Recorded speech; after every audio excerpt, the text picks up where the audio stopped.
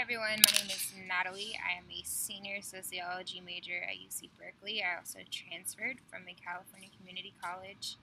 I have a list here of issues that I need to confront about the UC system, and I don't want to get sidetracked, so let's start with the application process.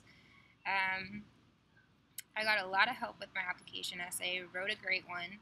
Unfortunately, one of the courses that I entered in my application had the wrong course number, which is a mistake that I and my counselor made. But due to that very small mistake, I was not granted admissions, which I should have been, because I turned in the same exact essay the next year with the right course number and got in. So that's one example of how individuality is not taken seriously and how one little thing can make a difference in your entire experience. Leading on to my next issue was my first day here at orientation. We were all completely stuffed into a room, and some students came and talked about their own experience, which is great. But that is their own individual experience, as this is my own individual experience as well. I do hope it is useful to you somehow anyhow. But I was led to the wrong major department and missed the entire day of my major's introduction, which was already cramping upon the catalyst of many difficulties that I had. I ended up getting an apartment on my own here because I did not want to have to choose a specific group to be a part of, which seems to be kind of the culture here at Berkeley, is like, choose this group or don't be a part of it. Act like everyone in this group, talk like everyone in this group, all that stuff, or don't be a part of it. And I'm really not that kind of person. I don't subscribe to that type of identity, I guess you could say, and I didn't feel comfortable, of course, not knowing anybody, so I didn't sign up for housing. Ended up just being completely alone, completely isolated. I reached out to, different support systems. I reached out to different social events and just didn't end up clicking with anyone or, finding that stable group of people that I needed. And ended up moving a little bit closer to home and searching for support there, which was great for a while, but it was away from school, and due to my own mistakes, I didn't end up fulfilling a lot of my grade requirements and all that stuff. So that wasn't great for me, and I attempted to move back here. But of course, by that time, it was too late to apply to housing. You need to apply to housing extremely early to even get on the wait list. And not to mention, if you make it, if you're so lucky to make it, I don't know too much about the dorm system. I know that it's a lot cleaner and a lot better. So what I do know is a lot about the co-op system and this fraternity sorority system. And I've been to a lot of co-ops, and I love you guys at the co-ops. I love your parties. But the houses are completely unhygienic and disgusting, and all the house money is being spent on these parties and not on spending time with, signifying the importance of cleaning up after yourself, flushing the toilet, cleaning, and it's gross. I walk in there and I feel disgusting. I don't even want to be in there. I go to visit my awesome friends who live there. God bless you guys. But, I mean, they're spending money on whippets and alcohol and, all this shit, and not on more important things. So that's one example of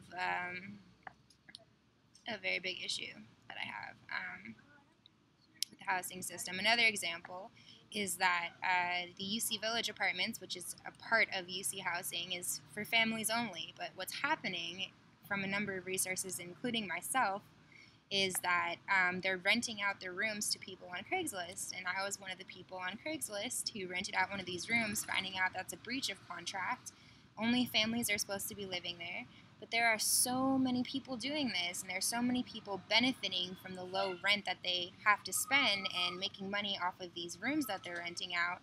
Not to mention that there's actually people on the waiting list for these family houses. There's people with kids who are on the waiting list who can't get these low rent houses, and they need these. They need these in order to sufficiently, put energy into their academics. Is why they're here, and they're not getting access, but people on Craigslist are, and they have to pay extra, and no one's doing anything about this.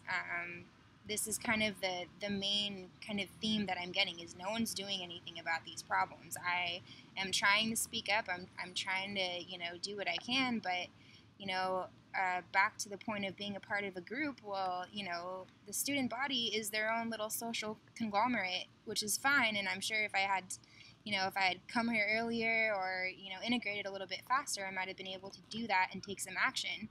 But how could I really take action unless I experience these difficulties? And how do these students and student government experience these difficulties if they're already a part of this established group? So anyways, what I'm really noticing is that the individual here doesn't matter at all. I really thought that since I was going to the #1 sociology school in the world, that, it'd be a little bit more socially organized. It's not. And not to mention there's, even more issues in fraternity, sorority systems. There have been incidents of unreported rape. There have been just lots of different unreported incidents. People don't speak up. I'm seeing a lot of people standing outside here in Berkeley talking about religion and, trying to convince people to join their groups and all that stuff. That's great. But I really would like to see, UC Berkeley work together and not separate themselves into different groups and, be a part of this group, act this way, or else you can't be a part of this group. I can't do that. All right, problems with academia. A lot of the teachers here are absolutely amazing. Some of the teachers here, on the other hand, think that they can do whatever they want because they are tenured and because they are famous and because whatever reason. They think that they can not go to class when they don't want to. Skip a week of class, I'm going to go on a trip, change up the syllabus. You're going to spend $30 on this book. Well, you don't need to read it anymore. I spent so much money on books and had to throw them away because my teacher just was completely disorganized about the syllabus. Of course, I'm not encouraged to confront my teacher about these things because he is an authority figure. But this is a serious issue, and I'm really, really struggling to see the thousands of people walking around on this campus, which, by the way, getting to class is like walking through a mosh pit, who are totally cool with it, and their academics are more important than any of this, which is fine. But to me, what I'm studying social inequalities, and this place is a big pit of social inequalities, and I'd rather voice this and spend my time on doing this than actually spend time on my academics, which I am doing, but those are all stored in books, and we can all read books. And a lot of it, I went to community college. It's very similar quality of education with regards to the required books that we have to read here. Anyhow, the south side of campus is just completely raided with homeless people. It's depressing to walk by. You can't really get housing on the north side as easily. North side's great. I am trying to think if there's anything else that I would like to say. Those are really some main issues that bug me and that I wish I could do more about, but I am probably going to end up graduating next semester. I was going to stay an extra year, but I'm just really tired of it here. I'm sick of it, and I do want you to know that I love my school. I'm so grateful for my experience here. It's taught me so much.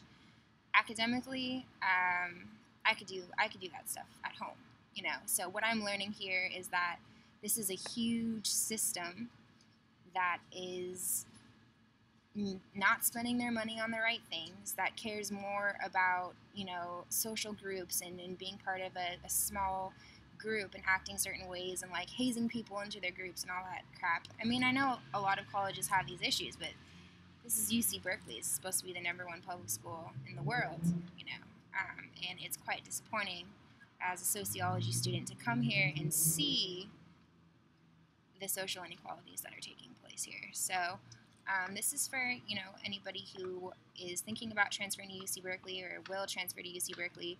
Be as organized as possible. This place is completely unorganized. You do have to fully take care of yourself. Find yourself a good support system. I had a lot of trouble doing that, but that's really my true experience. And to give you some positives about UC Berkeley, yes, the sociology department is amazing with regards to academics, and it is a beautiful campus. There's lots of trees everywhere. There's a creek that runs through the campus. I go there to meditate all the time. It seems to be the only place that I can be alone. And I will be moving on to look for a completely different grad school to attend sometime in the future. So please message me with any questions. I am completely open to it. This is my specific experience. It is my specific paradigm. Obviously, I'd like you to come and see it yourself to decide what would be right for you. But all I have to say is that this is not right for me, although there is a reason for everything. And I believe that what I'm learning here on a sense of academics and non-academics is something that I will take with me. So good luck to everybody, and feel free to message me with any questions. All right.